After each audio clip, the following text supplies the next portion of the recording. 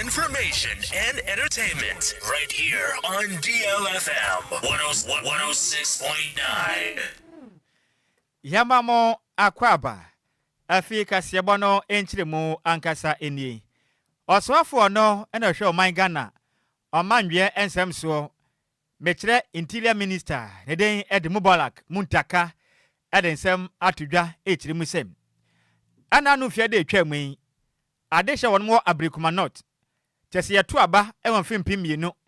Ne adunu nan abato no mu no manya okamafo oye mahye bedwane enkwagirem amfama won mun nyane say MPP NDC amanyokwei ekokoye fasting enwenta so echiremu sene abato no ensunsuanso de beden bia monte ase ekotwe manso amane kwaje ta ekopapa electoral commission wonom edanya wo hwehwe nyina wokurum ha in fact ekoye asempim nano ana so hwe manga na abato so hya na no fie de twam sene omonkonkwoto aba no kopa mahye bedwane fama adehye a wonom ewo ablekuma not na ma aba ne to dwane nyasim kuma empirifo sabe sensuo bo akasebo na wedie enkasa petepete me hokram efia de atwam na ekita wonsa bosome ne da toso du baako ena nimpa bi a kyese na matwofo pam ekopie mu St Peter's Polling Center ena wablikuma not ena no kan 19 polling station ne ho amkoto aba ne honom na in fact yehuan se mabunu ya piepie Afrika masifom ena mo abeti nyasem kuma gidigidi ye nche no ye yesoni mu o yenya ni sei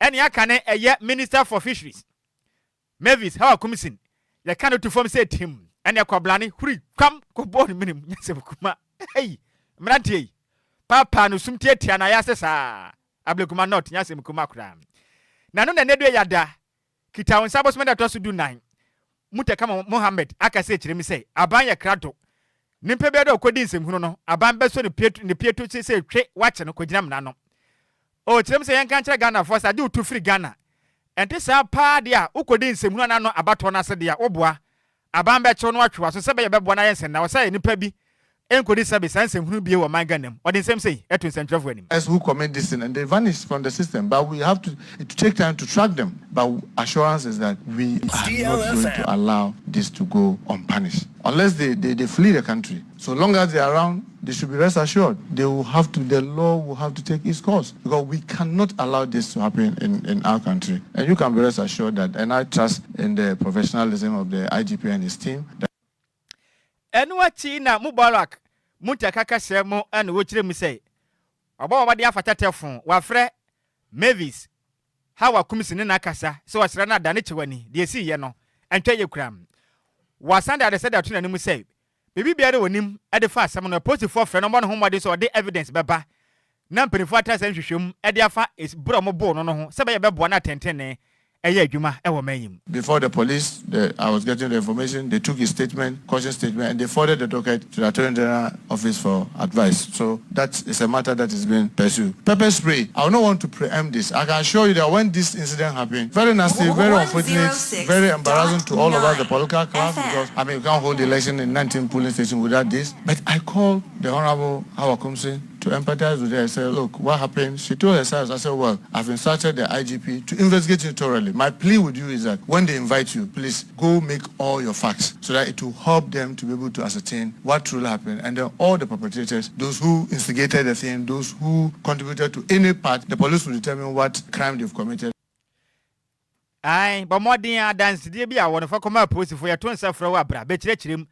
Quenya fast walk away, or who had to say beer, or quachibo with him. Ebe kan woto ho pa usum tietia wa yasesa no fa ho adanse die koma posifo mo a na hwim mapa na tetene enko enfama na ne kwakra mu na Muntaka Mubarak kasem no wochire msesi amekese de hwebe acha ne busum se de anim pe aba betena se ba betia bajoku abeboa pa na posi ni sebe ukodi nsem hunu kwa papa nsem twene asum ekoto hye timamususu papa no sum wa mra enfama kwan mu a ye che ope ye betwa asan na boa ma posifo asebe Musibram Ghana for wo manyimu a yenka mohwe no emna so mu paachi na wo oppose na sabi wutu anamofo amradiw na yatwa asensan e wo manyim ono so okire nsem ni mu sei e de kire nsem ne. In the next 6 months we will start work on independent police complaint commission which will be responsible for promoting confidence in the general public, investigate serious incidents, setting standard, operate independent of the police administration among others, just to give our citizens the hope and belief that if a police officer misbehave, he or she will surely be brought to book. And I'm sure you've seen some of the swift actions of the IGP when a police officer slapped a journalist, and the action was very swift. Just to let our officers know, yes, we appreciate what they do. They keep themselves awake whilst we sleep. They sacrifice a lot so that we can feel safe, but they must do all this within the confines of the law so that they don't abuse our citizens in trying to protect them.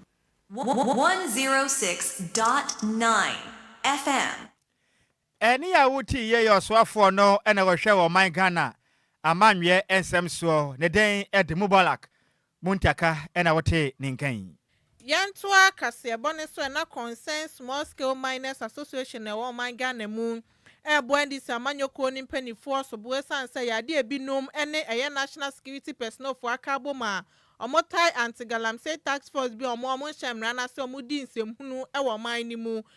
A year statements are Chairman Andrew Aban ebe signing no chemu say a year tax force for you omobama di albon crofwa pojo musiko mu ya no mo hawom tete o momuche ma ye national organizer the Mendi Samanyo Kone Joseph Yamin Sanso and NDC national vice chairman Yakubu Abanga ana ehwe masia omobomodian edi sa adwuma no sanso na mudi tu dwa na omuche mu so command tembi te say secondi be kwai offenso ani pristia yade asane ma we ekoso anipa numbi ahye ye military uniform omuchire ma yade ayamo mo ho kwan ne so omommra na omommeye ye anti-galam say eye tax force no ewo honom ebi nso chire ma yade omonim nipa kese ewo soro honom si amom kwan to omutimi bu apo atimi giske how eye amanfo omowo baby omutu eye efomagudie no na nkrofo ewo honom echire ma eye nipa numbi omahye nso eye warrant officers eye Ayamba ene Bernard sanso na ye sergeant eye Salifu Abdul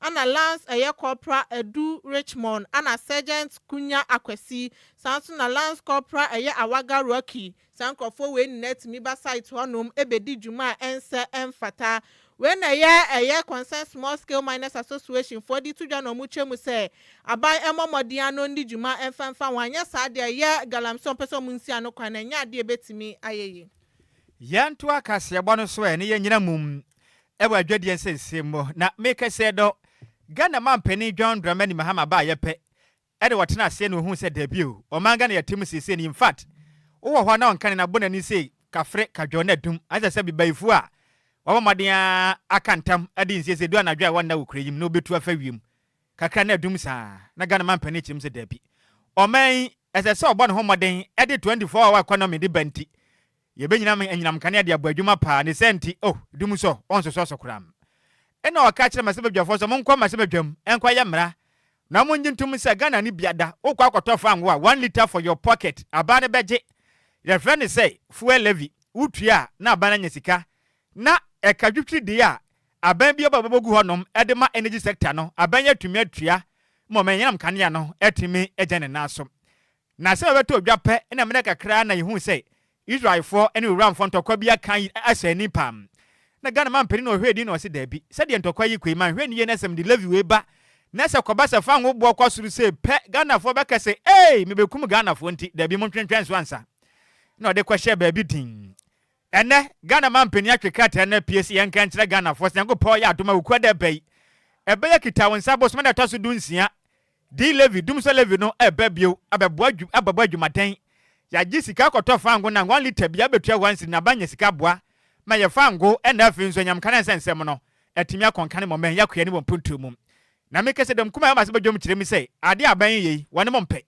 wo ba ye obetwatwa levis dudo na mu kire sei kwamu ku Ghana aho kire wa manyi mumti etododo no nya de bebo man enti watwatwam na ba ne se na Ghana man pani John Dramani Mahama ene obi kwa kotofa anwo a wakofa to da to so na bekum Ghana fu wo makasa sa ansa ba kire mi se depi de mo kananya de metie kura ese meboa na nyam kane jane naso na me kese no Ghana National Cargo Transport Association for akase kire mi se ade aban na ye na mompe efiri se emna ban wo ba modern aye se wo de levy ni beba no eka hu behia se ba modern na wo madi nsa wo so age wo madwe nkere efiri se wo hwe ma modern Yusuf ango pa cargo fo Yusuf papa efiri se mo ka na so na hwe fango a motodugu ma nyasem kuma na wo aban wo ne taxi drivers akwa kwehye no madi nkita ho na taxi dia ne tank na ye sensen ya na woto na ya ne ye cargo fo ye kɔ achichiri kɔ fa nuana de ba no wa yemu wa mu kire mu asaba na adwen so de beba de a 30% ahyente de ombege wamba tum no magi sika de afra dwadifo no ene wopo wumpo wobetua ene ho ne nya kilantua asem kranka so besi kuruma nya asem kuma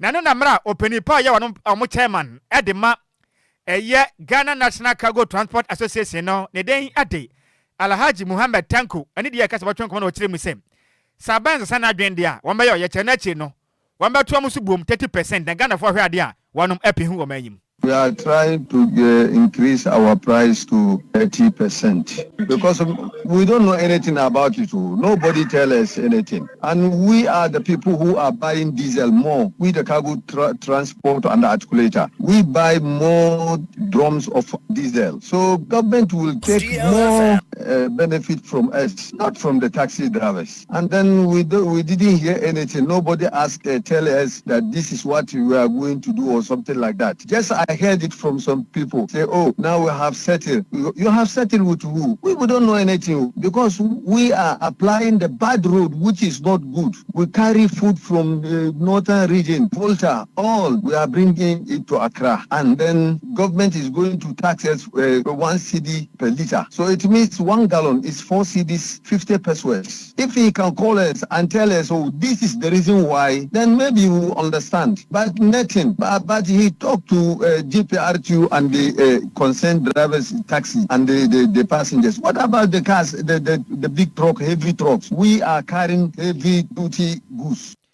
Aye, nanka ya ni a yede kasa kese yakofa niama edipa. Yetwa kwan kwa chichichi sa nanka ban. Eni za wasaka kempe nanka yehu die nti a utu san mo na ban wabonya futaduku. Na oni taxi drivers o mo ka fia fa ngo sia na moto anti. Wo mo akodi nkita ho na ye na ye fa kasa kese no wanfi ye. We ye Ghana National Cargo Transport Association mo chairman ne den ede Alhaji Muhammad Tanko na wote ne nkan.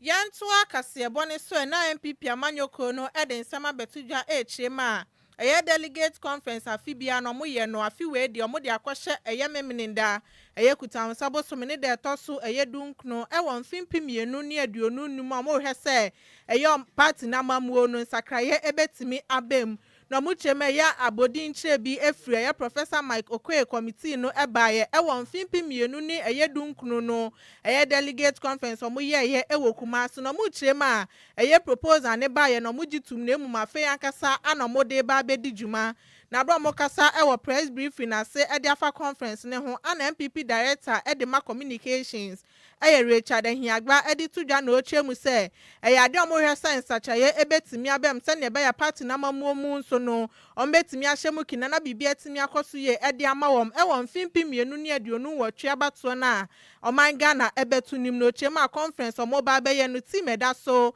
rebuilding together with our values no dia sida PSN so ede ma planning committee na Honorable Joseph Osei Owusu ana ye otitene ni odoma no sanso ana Henry Nana Buache ebu ano ema bibia etimi ko osu ye no chema ya de omo bu adwuma ye papa na ya de omo nso so no ebeto omo echi se na be ya bibia betimi akosu ye. Very significant exercise to reform our constitution or to amend our constitution. And if you recall, there are, I think, one major amendment outstanding from 2019, I should say, in Kumasi, where we're supposed to have amended the constitution, but that did not happen, and council or conference actually referred it to National Council to deliberate on and submit a proposal. That proposal was submitted to a committee that was created following the submission of the Professor Aaron Michael Okoye Committee's report on the election, the 2024 election. That report, which is a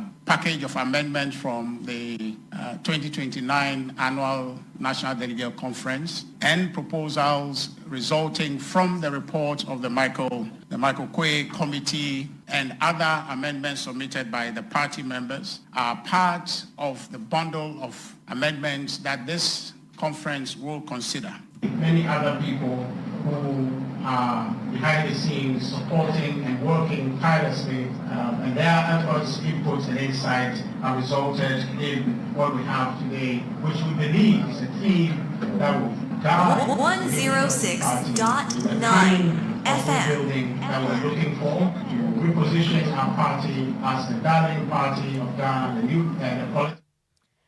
Eni ya uti ye Richard Nhyiraba no na ye Director of Communications at the Man PP Amanyoko no. Yantoa kasebo no so yenyina mo ewa nkrabo pore mantemo na Ghana fo beka ya ene ensanwam amasaman pokuase kantimpon ye akwayire sesra abanda da ya ne hu bia senkakwan ko betumi awie ana fofie antoata na wadwade abamo ma bansesa ba yenti ekwan no aban ba se wotena se na hwehwem kakra de fa ho am ehon kontraje ene sikasem ne nkratasem se de yetie asaraba fufre yi atumi atoa ekwan no so ne no ena de hwe mofa kwantempon no so ana hyenkafo no bia kasa aya oye kire ena no memendai kire mu se in fact kotoma me hwe to agora Ghana mampanimfo ahodo aba ene wamudi wa kwantempon so mompe wane mu kire mu adan sabe bone be mpa na de hye a wonom efa amasaman pokuase kwantempon no so kɔ nsɛwom no mayo man enti akwan pa ni na we no ayentacha kwan ana asa dan omonte bi da akwan na tete apansem sei ade hye ni kire mu se wonam kwantempon yi so a ekwam yemya pi na pie mantem akwan hodo akwan we kwan na te kwa santimeter mu nyasem kuma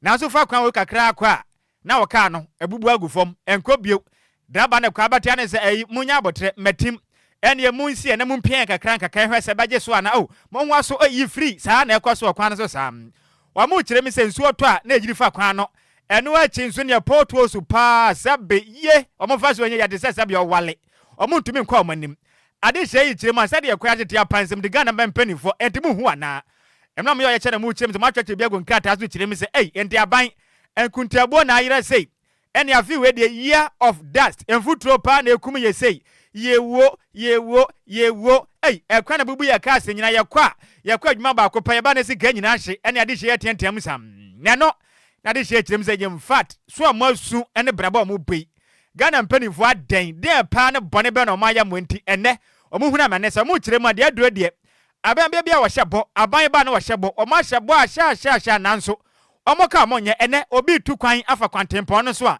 10 Ghana ashankafo ne 20 Ghana visa mu kirem se kwan ne nye omokoba pe ka na senti de do de aban omuhnyama wanya de oye kire mekọ so ato aso aye na mra mu hye mu no dede sei na wonom eyeye e wo kwantempon no so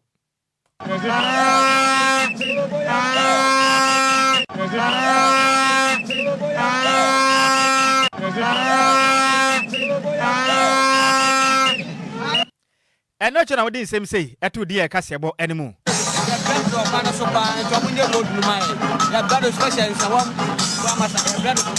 passing upon a case 20 Ghana no just say as a cow na for one payment for cast number spend 50 million one abeto 20 Ghana there just say you pass so me kwan we 20 Ghana be mu the shocks ni springs there debia say ya na to cow na on to my yeah baby bra omoji 20 Ghana from Apakan ensure to dey to me nante from Accra ekwa circle e ma ye fa window mu nti kwan de omo mehwe ma ye construction ye hu obi a machine ni kwan su bio amane ye bre papa ai emane bre pa se so tompo de omo nante sa afra masa Michael Kwame Nkrumah circle adai Ghana mpenifo de na aye mo mihu odi ahenka kwa me yabu awom nanso opambo bebidwo ohyebo so obekobi nanso mehwe mfoni no mehu no oba bekirim nyame ya adom ekina na ne wachi na ba bedwane de ma de hye a wonom egwo amasaman sedem kwaku afenyo ekiremi se munya abotre aban ye krado ekwan wo ya muhu ni sei no sede yankopon ka kire eyi Moses onka nkire eyi Falo ne nkofo ne sei eye ohawa muhunu ne nei ade abachi ne nsi wo bio aban be ye kwan ma mwankasa mo ho atomo pono no so ofa so no so bere pa Munya abotre onabo ne voice ne nyeni ade na mo san age aka bio mo de ne yate ndada onabo kasama yenko. Today you are here to present a petition. I am happy to receive the petition on behalf of the road minister who is my colleague in parliament and on behalf of government. I'll make sure I deliver it to them as you have given to me and convey all your messages you've given to me to give to them. But I can assure you that government is committed to get this road done in the quickest possible time. I live on this stretch as well. I suffer what you are suffering. I go through the difficulties you are going through. So I understand your frustration. We are going to make sure that the right thing is done. DLFM. We are going to make sure say the right thing is done. Yahweh say kwan yes pam. Eni a wotie ma shebe dwane de ma de shamo amasaman. Ne den e de sedem. Kwaku afenyo ene na wotie yi. Yantua Kasiabone Sunyembo Remu Ewa Santimantem na Asokori Mamp Aya Asokori Mampom Municipal Security Council for Abedana DHM say Eyade Omako hu illegal abortion clinics and so and drugstores bia omuton duboni nemu mamuni licenses ewa ya asawase ewa eno ya Santimantem na we na ye MC edemawom eye Ben Abdallah Al-Hassan edibetuja no chemu say abra operation no ekoso no muko hu say ya drugstore yi ewo honom a only license name moton drubone ewo honom sanso ana illegal abortion clinic enso ehye sa honom bia ye honom bia bia chese niema omo ye wo honom no eseweni ensese meka cho na ya dia na omo bomodni ahese omo di sa adwuma ne sane ebe ye maburu no emfa inubone nkeka oma no sane ebe ye omo daache ensei ene so omo di kopia ye illegal abortion clinic ne so no omo di tudwa na omo chemu se omo momodi ana omo ndi omo dwumade ne sanse so omo ye sa na maburu na brabo ana omo se no.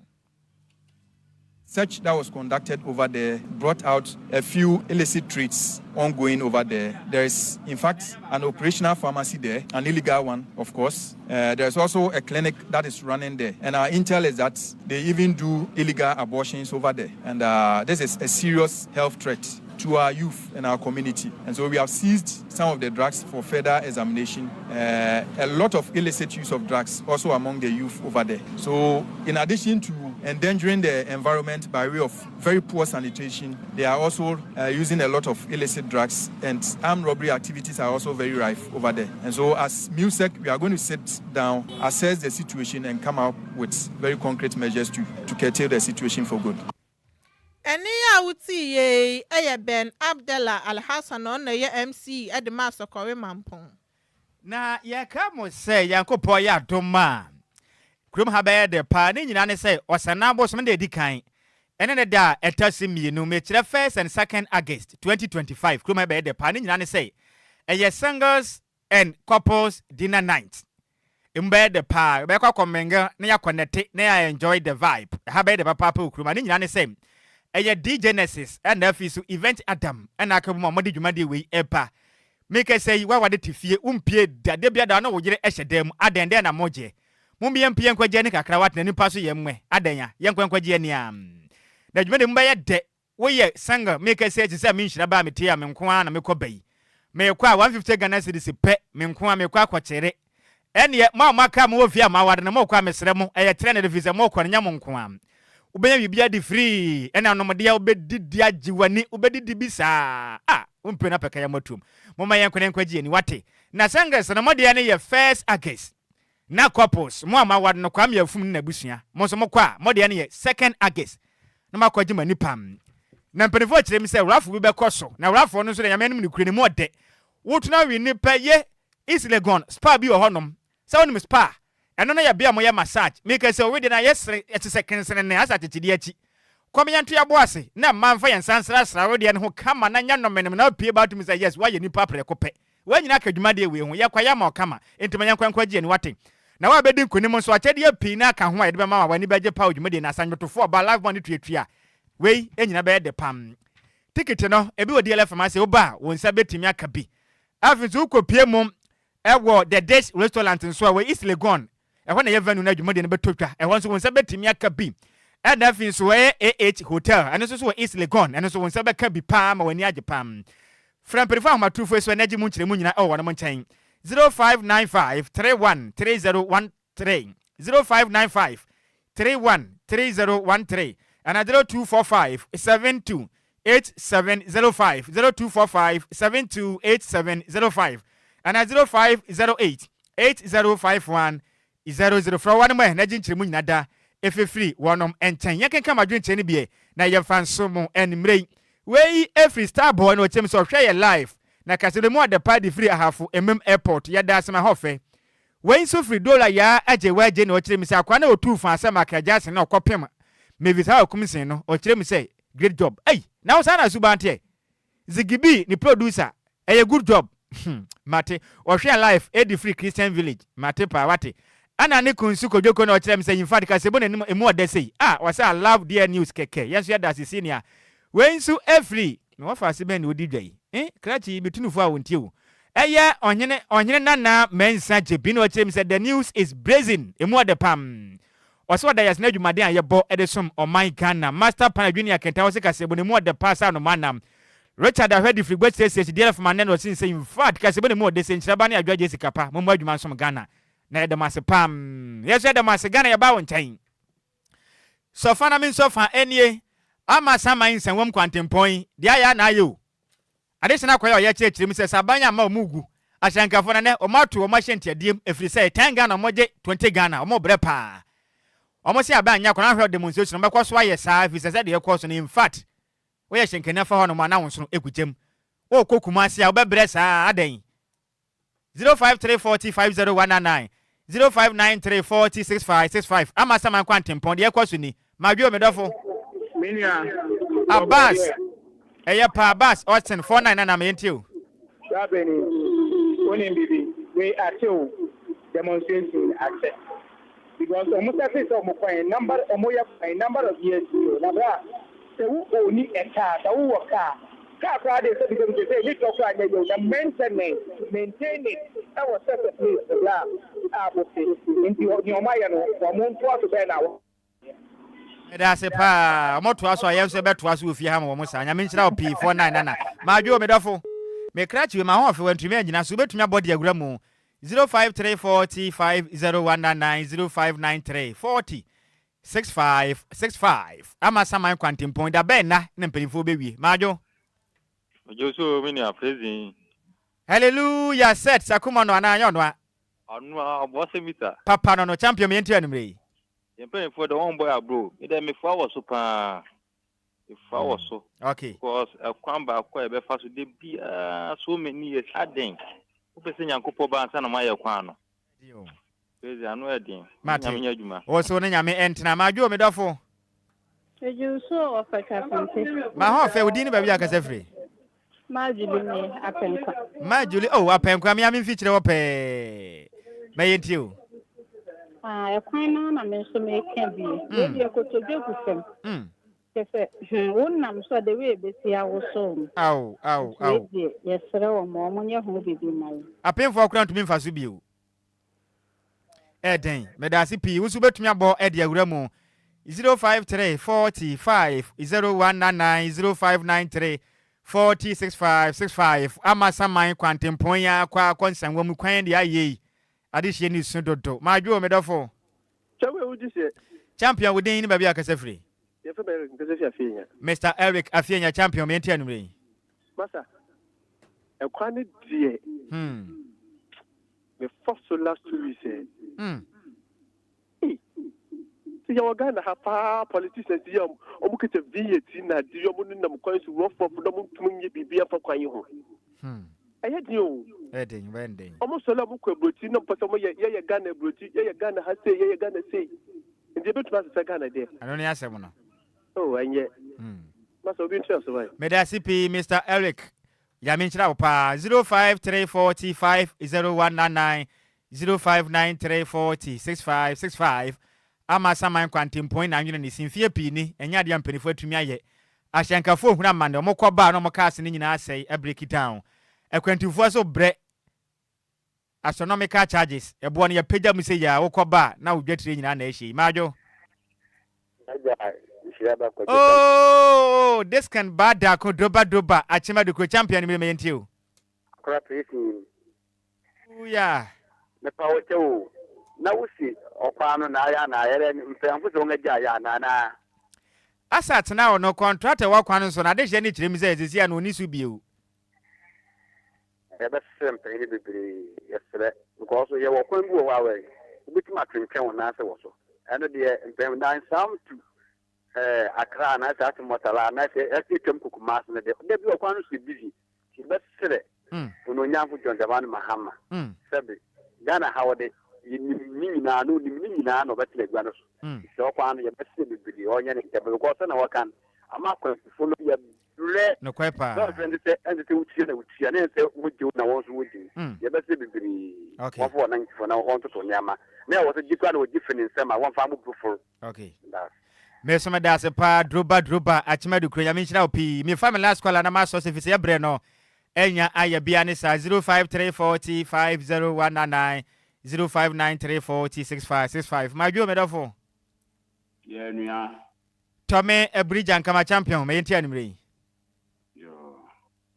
Come out here, sure. I'm penning for you. I'm about my not that there. So mo be ye how am I? About the saying, no mobile, no my relaxing. Your best room, I am because they only answer. Your best room because I dare. Yeah, dear. Ah, what's the mobile, man? Number number 2, I was here, Palm and Sana. Yeah, won't demonstration. I'm uncle for who wants. Oh, that be. Really, I am a hard window. Offer. That's it. Only I mean, I was so on a trade Yanko Montana Pa, Medasa Pa, Tommy. Yamenka, Homesreme, Brenna, Brenty Cassiabon, Yadia, made to me a far for no ebiemukram. Cassiabon, dear, see. A Muslim for one year maze, Mebel entering a same with the Mayo Tomro see to you. And who fed ya, Nanim de Jar, Nanyama, the says Richard Humano, F. Pam, the same with the Mayan. The champion Taylor, Bema 10 gram with Winnie of Ejano, watch your phone in Ahine. Eddie PM Facebook and Athens YouTube Macasabonia be 80 me extra ye. DJ Zigby, Etching Chim, if you from my Edison, on once a year was swinging with your hanum, and remember was some pam. Na can come for your Venetian center my single number so many breno, a dear major saw your wafa. Takradi could joke room, Chabe what they should crown. In Nhyiraba Kwadwo Sammy Biba who today any ehunso put him in Cramodi and Shadakamo. Yala Haji Abdul Trasun Teddy Sheni, Mene. Adwoa Agyei Sikapa. Ana who today ene. Dum Solevi. Ye call my Apakan Abetanasi, na munim Akopamaso and Samandra da Chelsea. Andra Moje. Aya crab walk up on and dead there fiba and fian minimum de basi manyan and crass and ne. I was one of so sport to back cross and dead on bay with Fiano. Will you cast of no jam pam into Yakwe? The abasso e with Fiano mono. Any intimate of anyone from Sanka or Casafidino or don't Saka. Webba. It's on DLFM 106.9. DL Power Sports on DLFM 106.9. Yamamunina mo anitia adeshe. Mama, ono kwenye football. Yesi, minana to owe football. Se ono kulana wole be manwa. Onga wana pass. According to some people say, the buyer owe football. Ah, okay. So ono kulana wole be manwa football na year. We are going to support him 100%. Also say, say, the era, when the ministers been on the Adwoa, differentiation to me back. Woman fear Adumana, only a been we had no. Check now, woman bet the papa.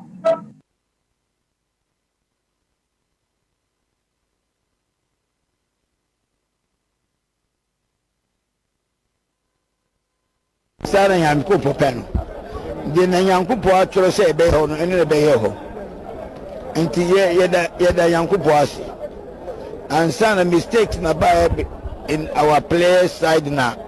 Omutumi equalize no inshallah bro ni say mintu mbase obehwe na wasiyese no madu the other direction of face akona here direction man ye na ediko ye ediko wini na makofa obi aba na my high diamond na mitianika kind of you are journalists, some of you don't I think you are doing like you don't go to school. Direction, man. I'm taking Confessor to a good direction. We thank God. We didn't lose in our home today. 4 matches, 1 point. Alhamdulillah.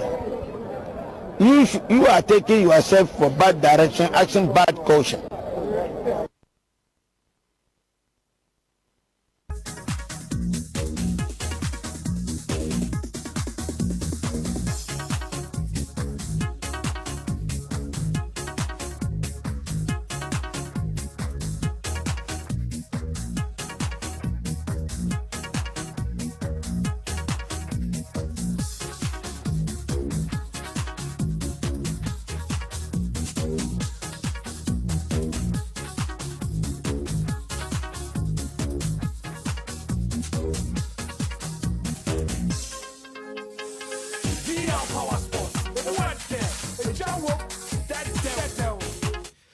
Juada gbe wotro amele gbedura no vinyo pogwato fio gamado me no sports yemi chokbono yimenko enyu DL Power Sports update mede kukuno la yo madana grana made na mesia me promoto fio radio no chodare DL 106 sports air dimila ye me no yemi chokbono anyami ganyo bi tuobele bo no ko ye Facebook e YouTube gbekene hefia no yo minga bo be share wata share kun wake sports ni ba egbe DL Power Sports show me pabo fai ni ochomoko ni moko akemoko ni mofia wa ke radio for DL 106.9 DL Power Sports wakeba.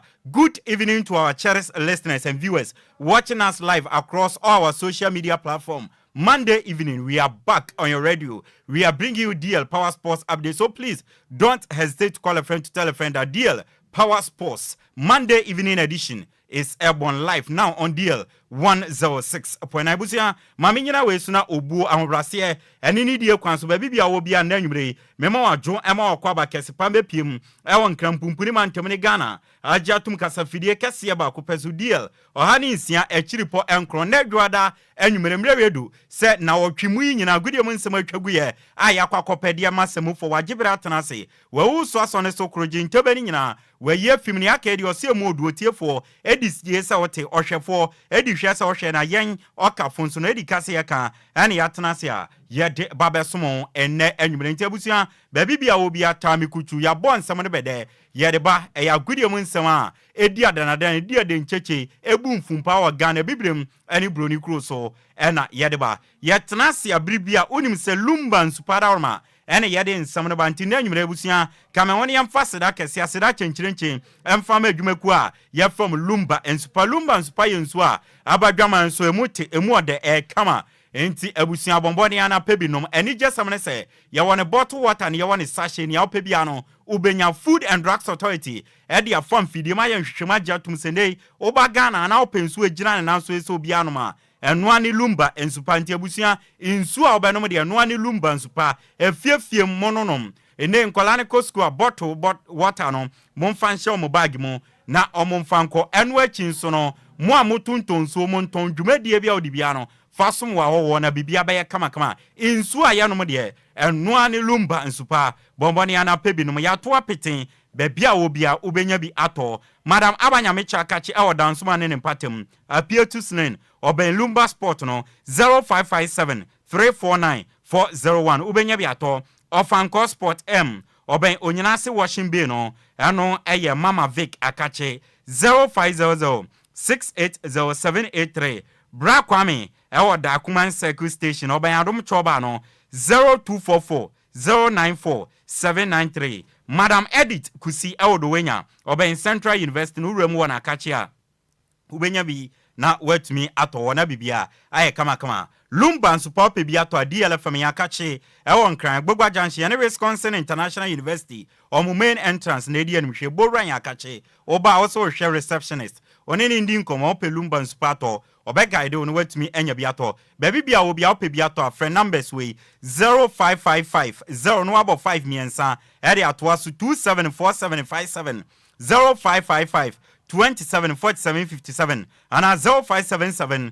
475343 Lumba nsupadarma enanyumre wasoa yen de yensi agongon DL Power Sports update juada nyumre de no yedeba asedaka sien koma kwame afumota ekire yede ensam no eba champion Kofitela Facebook YouTube nso no ode atwo tafa DLFM 106.9 urawa ubetumi anya dwumade ne bi na wahwe abusuame amete akonya kesie mu ede ensam no babesom na di amege so no eye ayensu ano de hye Apakan GH de blazer ki yentie we yaba ibesifam na ya tuja ede nsam no de asomo Apakan GH wode nyansa de wadiawo wo interview wo kasai wa hobrase wo radio mu kire se wo yo pabe ne wo radio mampa enti kajagu abusia yanka jangumani yanshan samanase emfamare yanshase emfamfi Ghana ye wi ani ye de broni kroso de no etumi ere atoa so de amare yanshase emfamfi Ghana mrante bia ne omemeki a move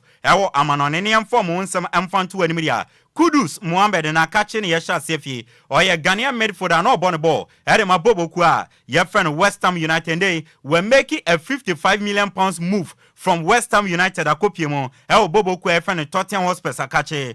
Na and they Kudus Mohammed after so move from West Ham Ekopimo Tottenham Hotspur no or the Nkra Taba Montia. Or say or the Tottenham Hotspur phone and or the West Ham phone in Nase. Say oba besumu yende ome janimo ama ne ko Tottenham Hotspur akosi akan.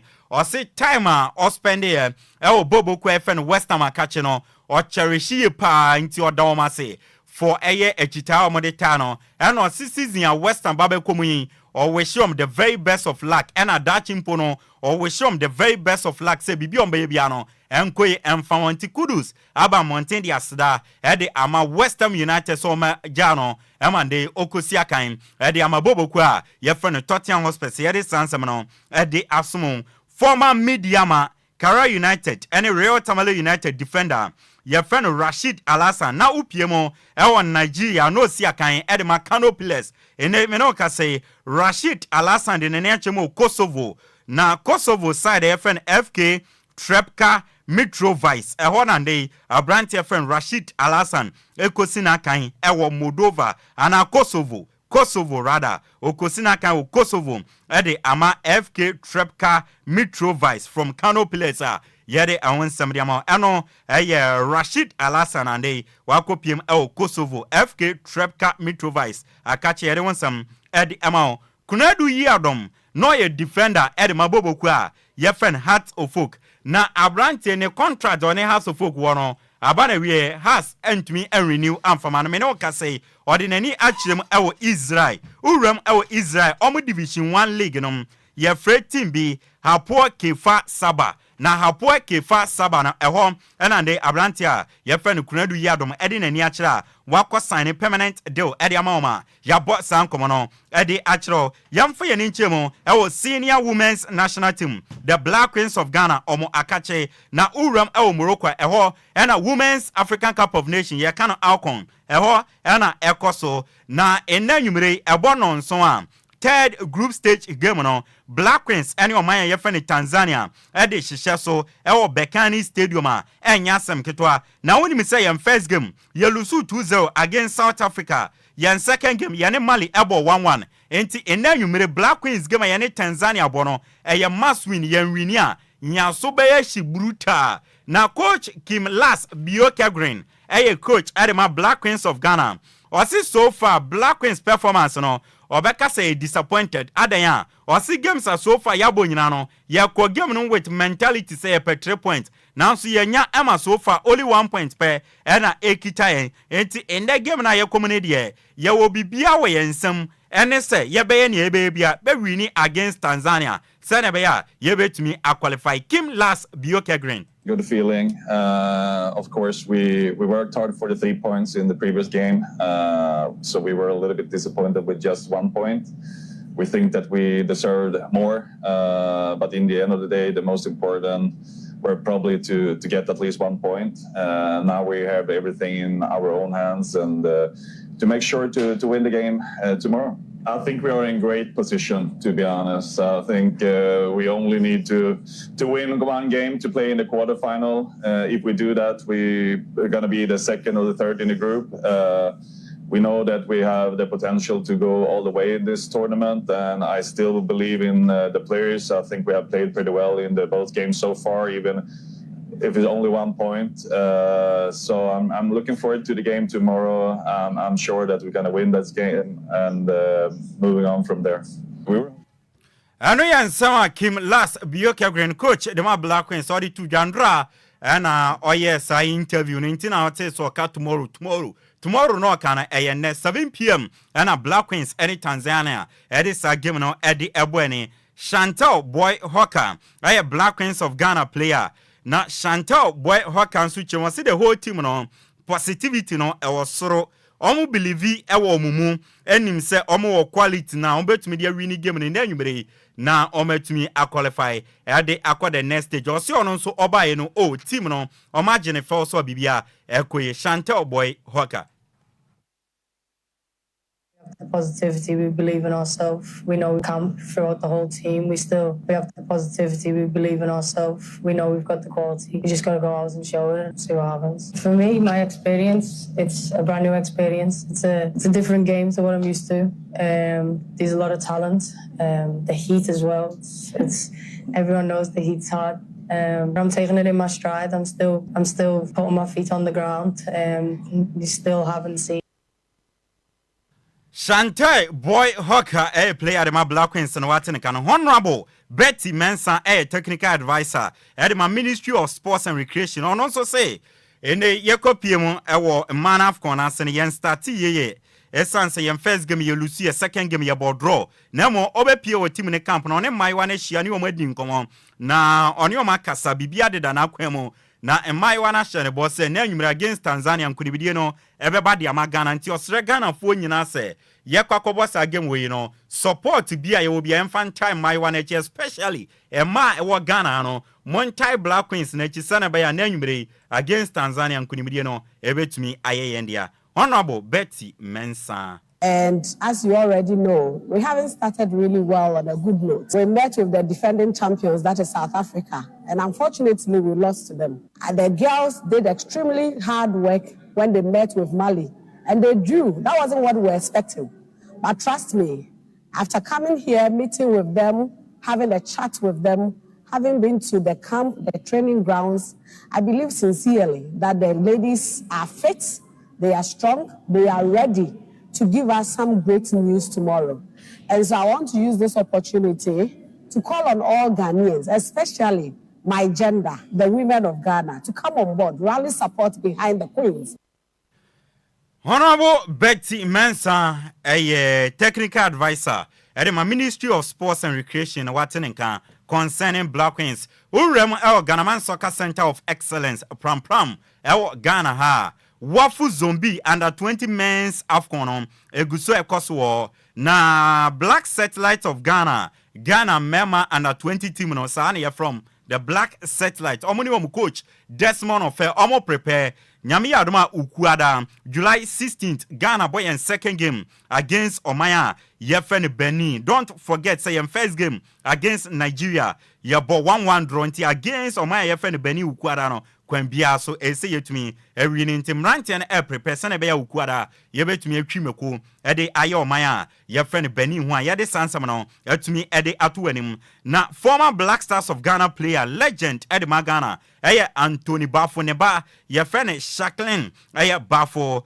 na Jacqueline Bafo Meno Kasedia or ye FIFA accredited licensed FIFA agent na officially no wa partner agency and want to ma omoba no ma beto to nyama a sports agency and Anthony Bafo ne ba ye friend Shackley Bafo wet me apa want to ma ye from Dimensions Sports Agency entinde no Shackley Bafo Anthony Bafo ne ba no ende ni agency when yapa want to ma bibia edida na akwema yedi awonsam so etumi edi atowanim upiemo ewo Kumasi Asante Kotoko akachia omo itinerary for pre-season on Kotoko etumi edi abetudwa na Kotoko sise netie endra Sunday July 13th and a players ni nyina ebepiemo ewo team camp na Kumasi Asante Kotoko itinerary endra players na baye no almost enne Monday July 14th no medical test and training ebe starte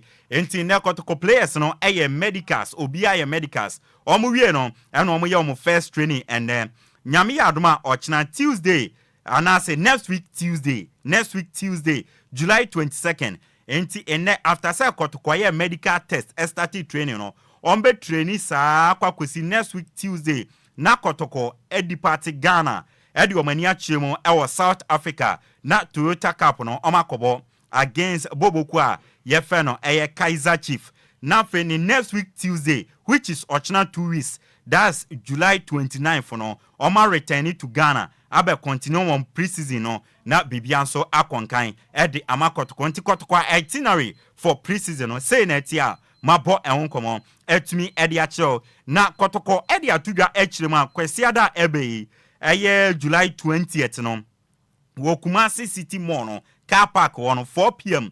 omo launch fabu census officially no and omo launch fabu census no into we kotoko supporter kwesiada edi enim no eye July 20th Kumasi City Mall car park 4 p.m. no bra na be register fabu census officially no na be Kumasi Asante kotoko supporter no mo se fabu census no eno mo de beto circus abana yetumi aba ho nkomo edi achro ewo Kumasi Asante kotoko akache na Hilary Lord Adabo meno kase ne waye ne medicals edi amakotoko na opase ne medical na 3 years contract obe signing from Samates 1996 na wabe new player edi Kumasi Asante kotoko yede ewonsem de ma intinde Lord Hilary Adabo obakotoko from Samates 3 years and obe signing edi Kumasi Asante kotoko yedi sankomo no enso etumi edi achro na nansen kotoko akache na enyenika kresan say Justice Blame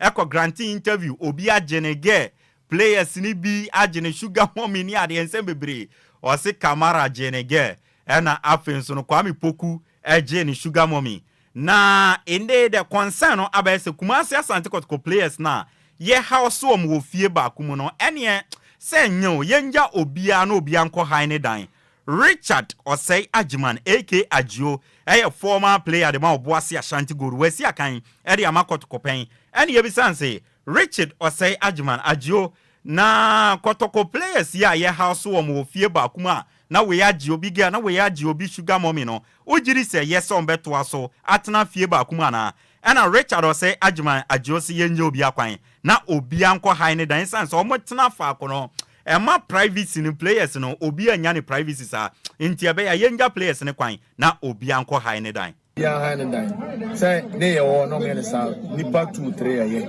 ba team ni nyina wo be ba ko I think say you are warrior nebo team na man sing room oh man you no ma da sana so ata say ne yeso ba ebo na play ya waka say nature ne na nchase anya eduma but at least nipa no on 2 bedroom you know on me be me nsabi na wo fie aye e good because you wanna sana na ti na me ni so wane stemenya ko ni na ne fie obi aye okay ba do extent say we no say ka be ye ko bobo na fere nsami be China I think say obi anya na yi a be boa but player there the win here results mama team results any here Richard Osei Ajiman Agio Osei kotoko players na yedi o magu fie ba kum na we ji sugar mommy fi we nsam na we ji we ge na emwa yenje omkwan na obia enko han ne dan se na be obia ebenya ne privacy ede abo ne bra Edwin Tufuo Frimpong anso ye former player de makotoko ye bisanse wonso no wadwen kire wasanse nsem yi woni sen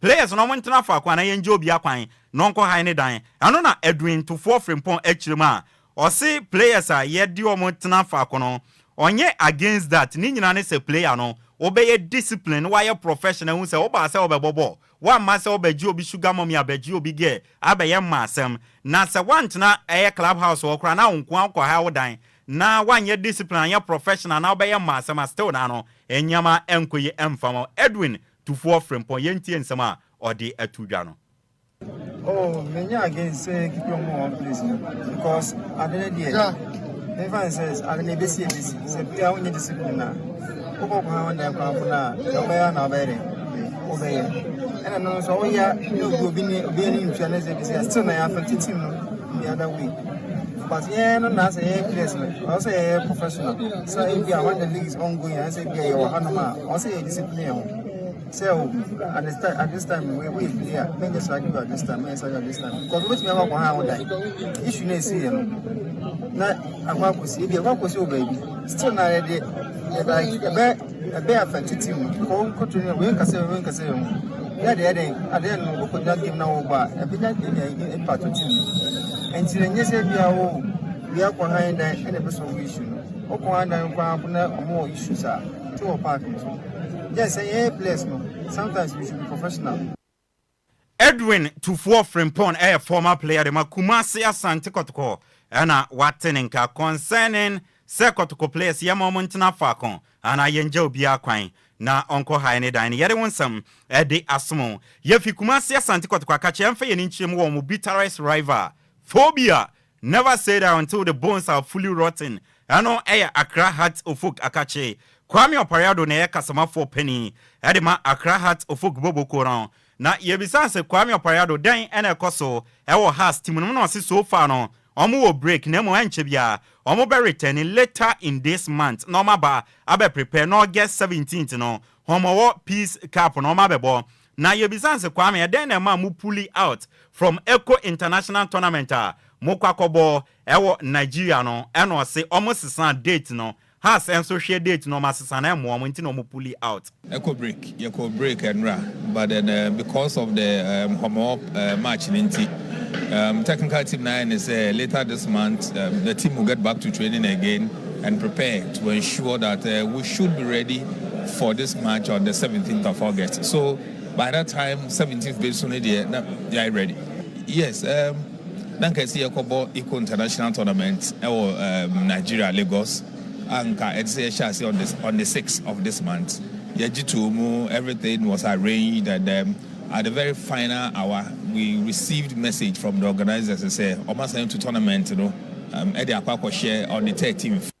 Kwame Opariado kasama for the Mahato for Kwame na Abranti friend Francis Ajete after say mutu new we bi asisi Canada mamo na Salima Downsen samni ade ekogu ye ya tete Francis Ajete de no ekonkon eno so man update sign eko matu eska no mutu wana ma muntu aye is that between House of Folk and Francis Ajete there has been a ruling and the club has taken steps to ensure that the TCA as set by the ruling we are abiding by.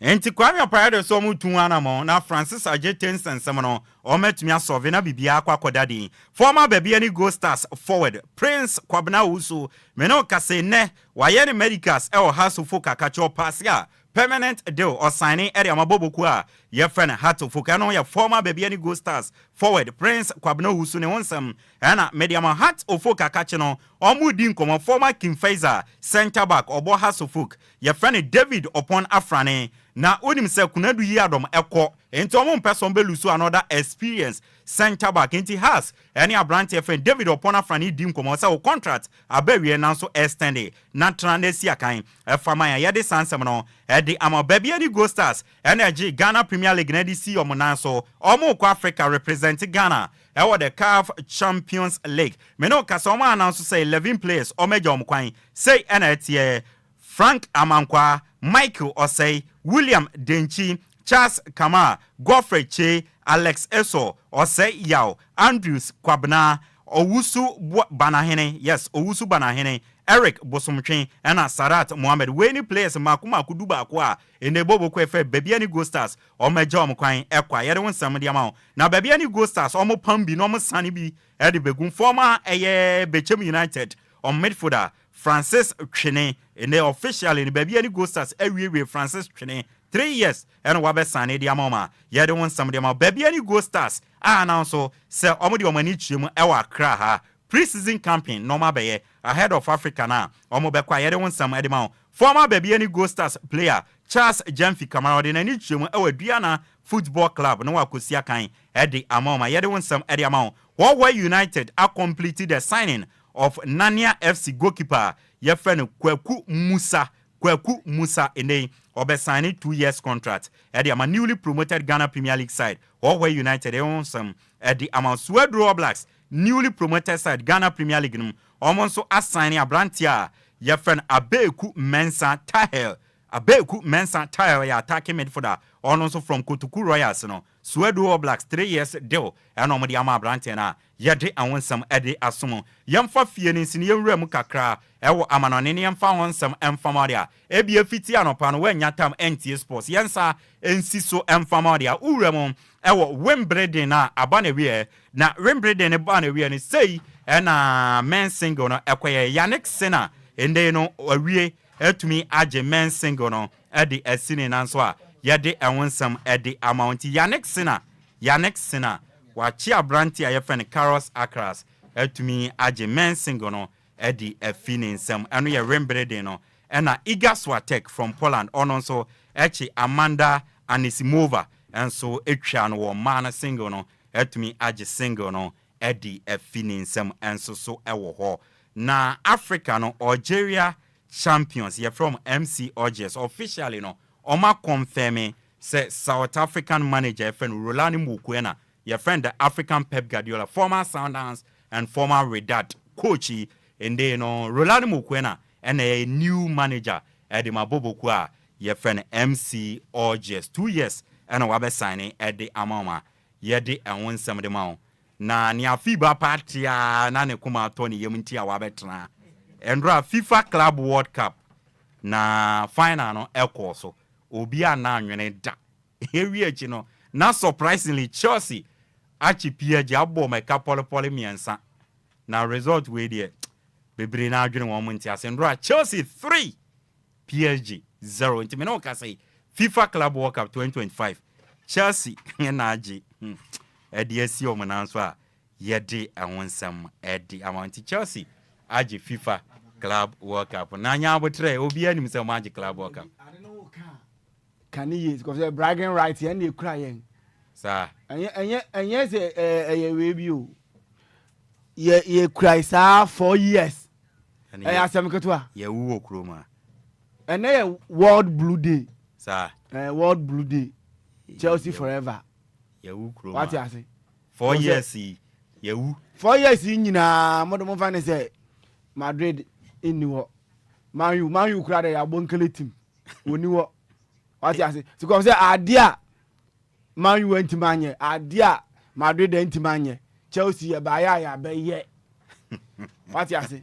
Me buying na me new be to say new when I'm not Madrid fans or they to why and more time into the dear Madrid and team man Chelsea Baya be you Chelsea 1 year yen na Miss Mabel o di bo some crowd of you crowd be aduma what you say mwanya yin so obi as Chelsea in team na Chelsea a my team Chelsea a bunkele team so wonim say ade a Chelsea Madrid intimi nyan wonim say Chelsea ba be yam what you say team Miss Mabel be obi anwere mi chian na mi chia Koftela onye no onwa ni team papa team papa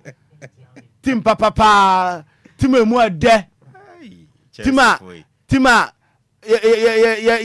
ye nya tam hye ye ne ma ye so ye team age world FIFA World Club Cup.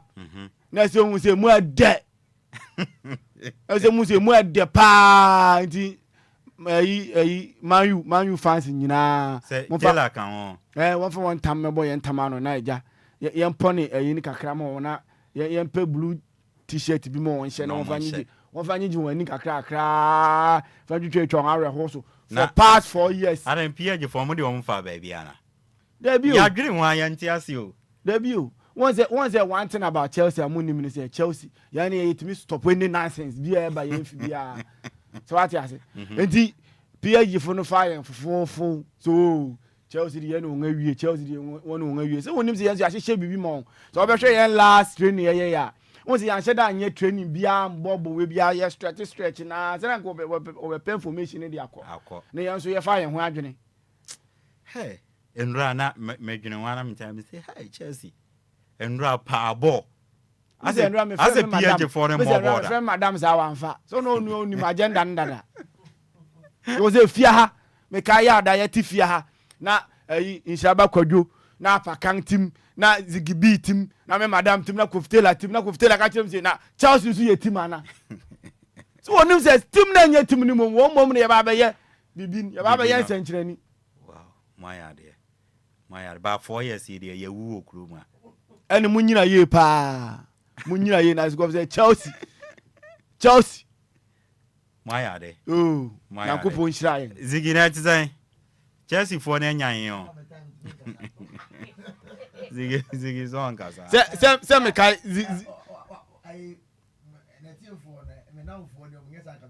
yeah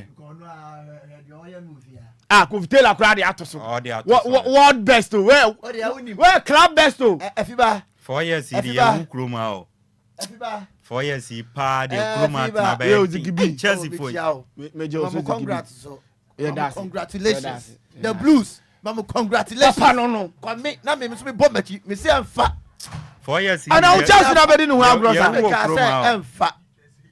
amfa It is a farmer. Chelsea na ba be won agro. And I'm say make us say fa because Madrid cry who so. Na zigi wo kasa bia na the Madrid be mo. Madrid for some Madrid. Now kasa no one for Madrid here me be there. Some Madrid one was the White Angels, the comeback king. Na wo kasa bia na Madrid ya am there. The White Angels, the White then king. The Blues are best silence your man. PSG pan the Blues at me silence PSG. Messi and full 90 na Dembele abo na trepe. I mean more than Antonio no.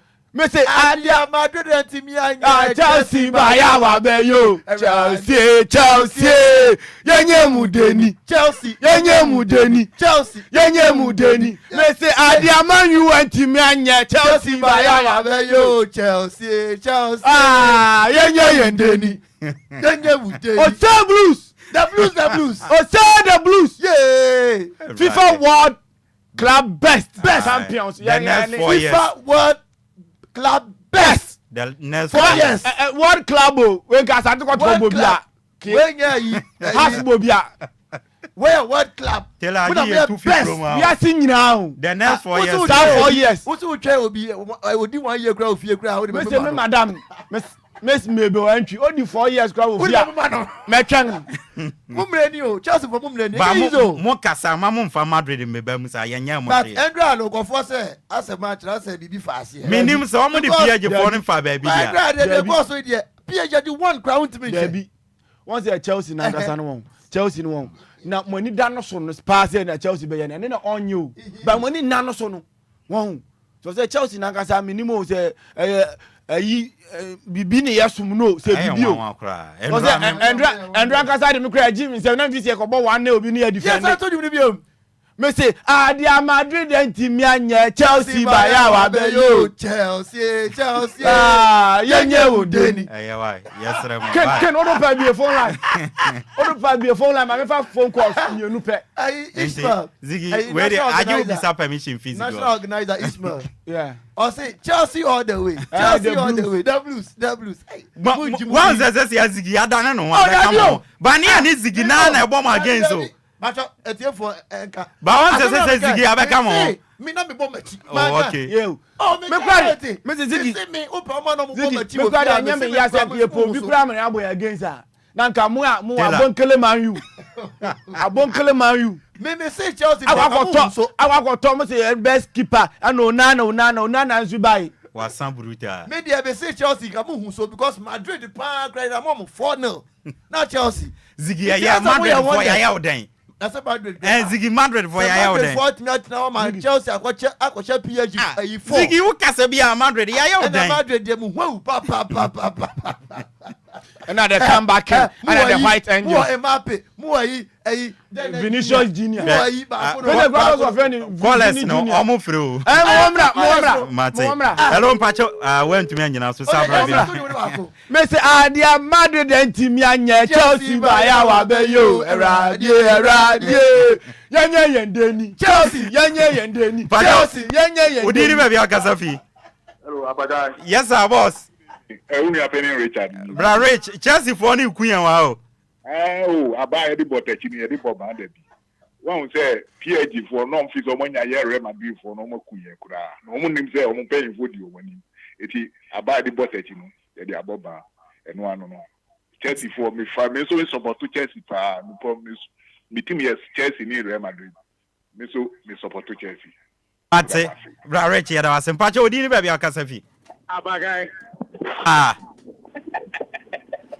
Chelsea for ne bro yan wa o. Na ga ba dey nyamo de. Hey Apakan. For nana. Yes.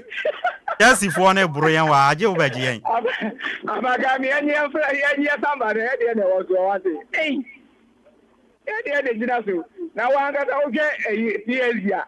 Sebi o ma nga ta ko mo da so dai. O ma na so dai see beti man no mo da. So that day. Because we show mo form kuta mo name from tournament in the beginning of the tournament. Ejuma o ma bo a. Obi ani won be ka say Chelsea e betumi ni o mo akiegira. But that is the coach for you. Mate. That's the Chelsea coach for you. I born a home de papa. Mate. Yeah, I say. Doctor, we have bombo go there. Nyame adom me ho dog. Chelsea for ne bro yen yo. Ana o Apakan support team be. Real Madrid. Madrid White Angels. Oh, the Blues I am. Sky no Sky I say blue. Aye. Say new Angels don't grant to me for. It is a Blues new Angels so many will be take. It's PSG for no mobile no winning say. Yeah, but one thing is on the more serious note, Mama Adia Enzo Maresca I am. And Chelsea supporters and I was any because football in Moscow is different. Okay. Abramovich or no thought Chelsea no or thought Chelsea for fun. But we also thought team no for a purpose. Okay. And I have team now players no matter their Maresca now a better take time. But they at this stage, never boys way. Now they're sending no BIM decision is a PSG. You're there Madrid, you're there your match Atletico Madrid. That Chelsea best is a goals in the bed. Or the 30 year now with the area. Yeah. Premiership no be engineer. Okay. My boys are too good. Mate doc here that say. Doctor Obin and a dog at the idea. Premiership never. Yeah, we are walk Roma. But you didn't baby Akasafi. Hello? Hello, Apakan. Yes, sir, boss. Good evening. Good evening, boss. Me dear, the guest and I voted me for Africa State. Mpacho yentio. The blue is the best. 4 years, the blue will cry. The chance to give you why. Mate Ziggy Joso. Last caller for me, we would need baby Akasafi. Ziggy, Apakai. Yes. Sammy Tuga. Oh, what for Sammy Tuga? What for Afi Baba Buya Ofiao? Oh, man, you are blue. The word is blue. Oh, yeah, the record now. And your record no. And your record no. Yaka the whole we are singing now. Say Chelsea FIFA Cup be Chelsea no Ukraine na. You dey cry the black and white. Yo senior. For what? Now this senior you want Real Madrid. Real Madrid for the same Suban ya 14 and ya 15. On Saturday about the record or Real Madrid. We yan ka record o. Yaka ade na yang ayen nen. Ade na yang ayen the world blue day. Abakai. Ziggy. Abakai. Wafa. Record be blow any Mate Wafa. Ziggy Sochi yao. Ziggy me la yaka. Ziggy. Wafa. Atia bye. Bye. Yadesi. Afiba. Yo. Apakan. Afiba. Afiba. Yo. Yes, I told you you. Me say Adia Madrid and team ya Chelsea ba ya wa be yo. Chelsea. Yenye mudeni. Chelsea. Yenye mudeni. The Blues. Yenye mudeni. Me say Adia Man U and team ya. O me ka bi njira o. Adia Man U abonkele team and be ka bi njira o. Chelsea ba ya be yo. Be ka bi njira o. Chelsea. Yenye mudeni. But Tell her you promo out. Tell her. Chelsea for the next 4 years. Chelsea for to see 4 years we are modia. Name say book Emma. Memusu.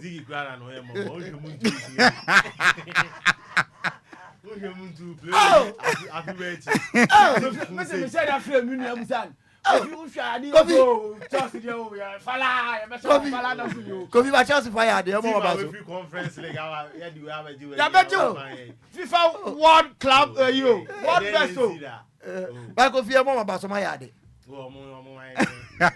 Mese this season ye shaman you are won you oh but we shall mama you man you ye shaman this season down yeah bomba baso my idea say your team na ye the Blues are back my boys are too good sir ye shaman Madrid when it's not manual din sir I don't know where you want to because match ni baso no manu nya din say yo yeah the match ni baso no manu nya din say Chelsea and Chelsea action now and Pekasa. offer. Why next 4 years you say your money. The blues, money. Every 2 hours like we to us. What do you say no? Your best celebrity musa. The blues money. Next 4 years. And your luck. 4-0. 4-0 and luck. 3-0. 3. Yeah, stop. Once I was born against society, you know. 4 no more share and what they are called within 43 minutes in a killing game. Within 43 minutes in a killing game. Last one now, boy now, keeper no. Within 43 minutes in a killing game. Messi one ballon d'or when Ousmane Dembele. Obo one trepe. Chelsea fire. Apakan my yard. Kurela. When you lack of you, when you Kurela or Kopama. Say 1 year, make us a lack. 1 year, make us a lack. 1, 2, 3. 3-0.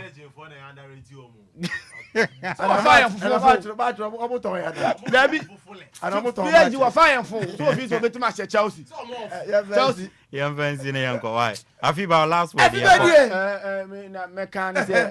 Chelsea for whom say and if you are chanko just in idiot. What's a Ghana press conference?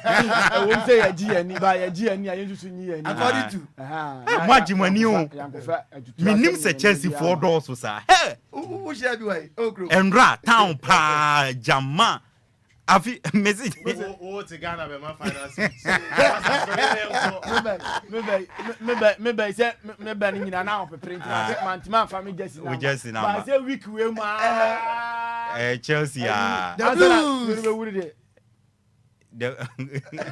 week we ma say na bosom ni be wudi.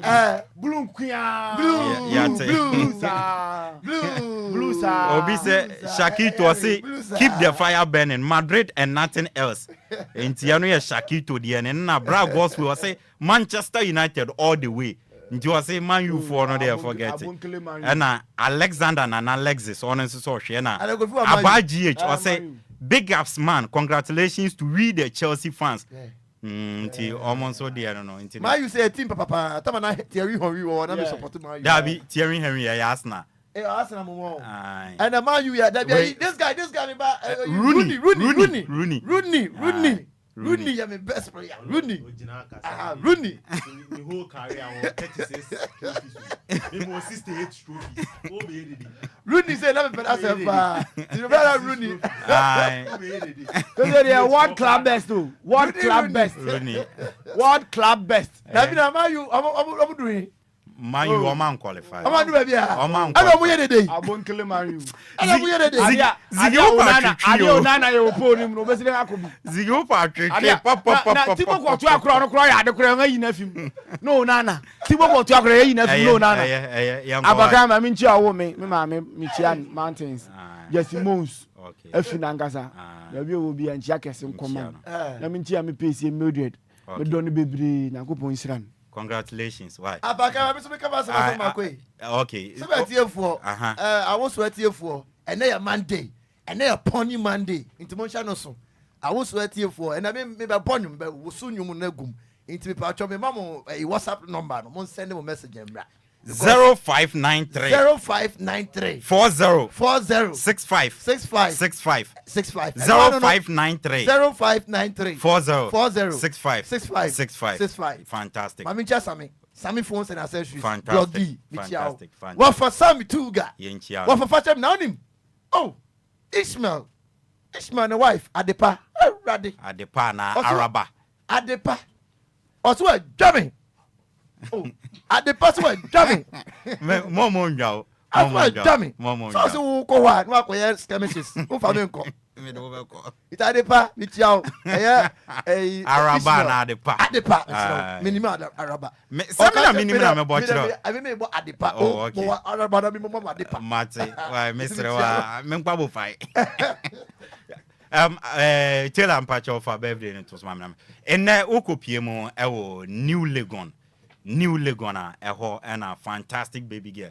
Ne won fe papa your friend no better and eyewa woda ntino. Better happy special birthday enko emfama na eyewa woda de nyame nhyira onya okese na onto nkwanem na ne ahwehwe nyina no onsanka oye fantastic baby girl. Makoma so ade me mfani ni agoro kra. Champion baby girl. No won fe papa ntino yes better better. Happy special birthday. Bibia be fine. Bibia be fine. Ain't you know? Bibia be fine. Right. Tell her that me Maria. O ma un commentary wa bonte. Who's here calling? Zigidi me dinner chia. As that can see, Enkoma Kwame Fumota Echre Yadin Samano Ebae.